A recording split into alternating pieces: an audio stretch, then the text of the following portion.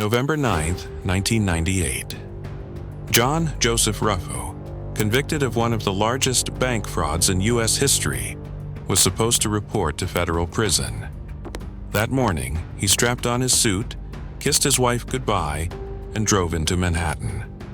At the courthouse, he calmly turned in his ankle monitor, shook hands with his attorney, and walked out the door. A few hours later, security cameras caught him withdrawing $600 in cash from an ATM in Queens. Then, his rented green Ford Taurus was found abandoned at JFK Airport. For years, the fraud rolled forward unchecked, until one bank finally made a call directly to Philip Morris. And with a single phone conversation, the entire empire began to unravel. And just like that, he was gone. A man who had stolen $350 million from America's biggest banks simply vanished into thin air. No one has seen him since. This is the story of how John Ruffo fooled Wall Street, escaped justice, and became one of the most elusive fugitives in U.S. history.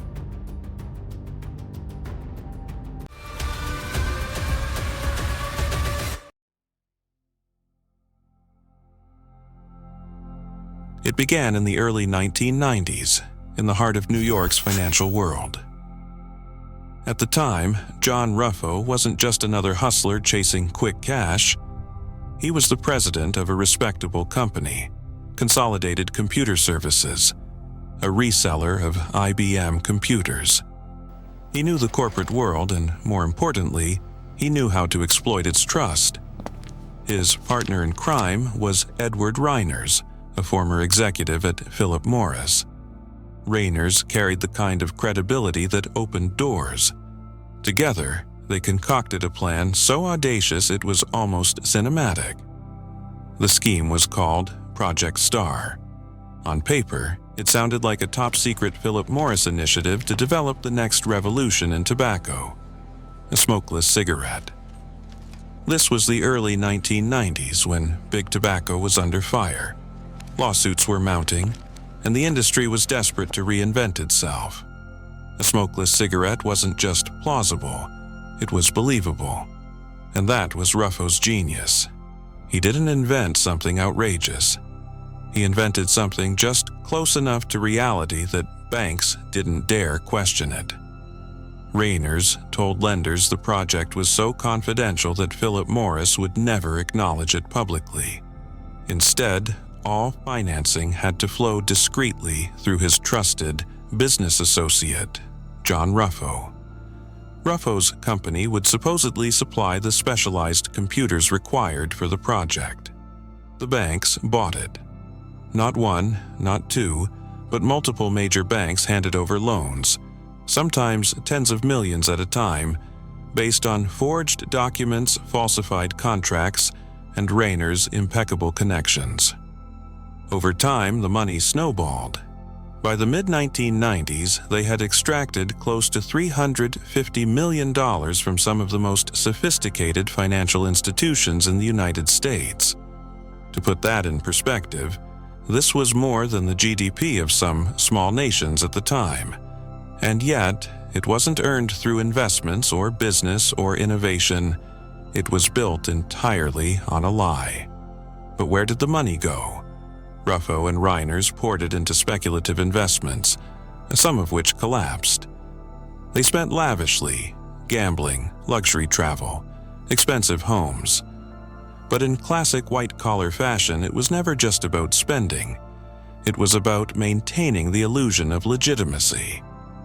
The more successful they appeared, the easier it was to keep the banks on the hook. For years, the fraud rolled forward unchecked, until one bank finally made a call directly to Philip Morris, and with a single phone conversation, the entire empire began to unravel. The end came with a phone call.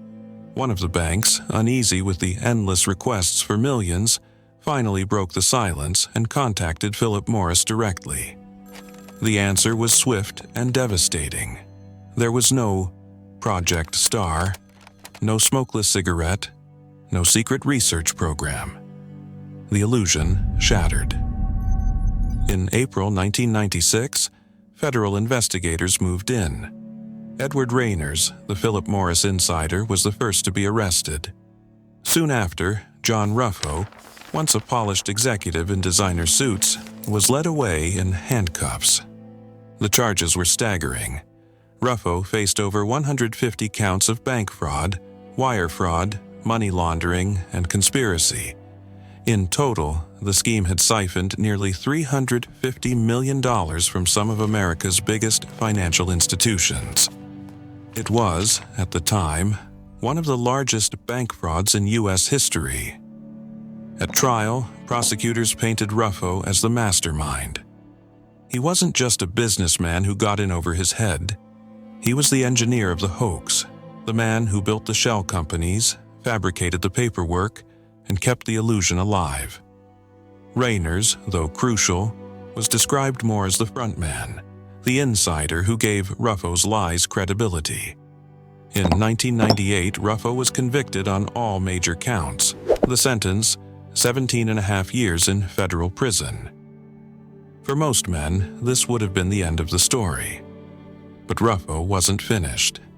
The judge allowed him to remain free temporarily while he prepared to report to prison. He was placed under strict supervision, an electronic ankle bracelet, travel restrictions, and a looming surrender date. His family even posted $10 million bail, secured against their homes. On November 9, 1998, the day he was supposed to report to federal prison, Ruffo followed the rules, at least at first. He drove to a federal courthouse in Manhattan, turned in his ankle monitor, and walked out the door. A few hours later, surveillance cameras caught him withdrawing $600 from an ATM in Queens.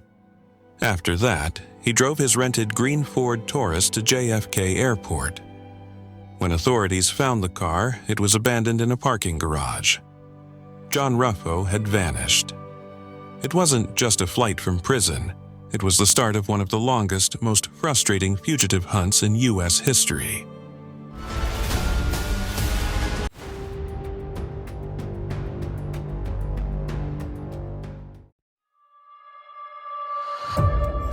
When John Ruffo slipped away in 1998, he didn't just skip town, he humiliated the system.